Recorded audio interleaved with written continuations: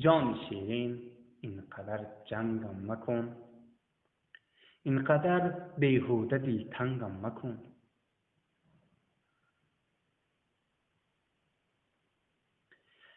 جان شیرین اینقدر جنگم مکن، اینقدر بیهوده دلتنگم مکن. خود تو بین من با چه حال آمدم، نزد تو با دست خالی آمدم.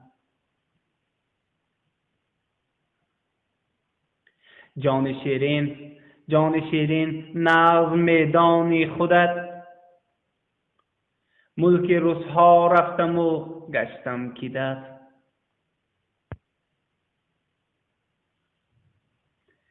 رفته افتادم به دست ارمنه، کار 5 ماه کردم و 1 تنگنه. ماهی 6 او داد نصفی حصه‌اش،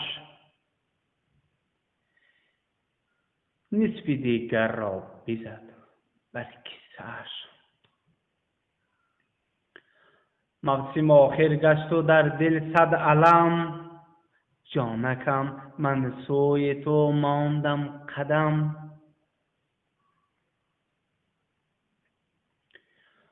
پای نهادم بر فرودگاه خجند، غصه و غم در دلم گردید دوچند.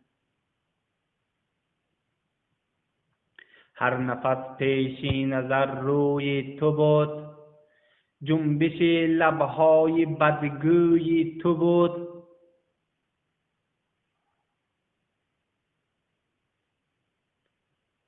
جان شیرین اینقدر وق مکن، دست خود را سوی من بیرق مکن.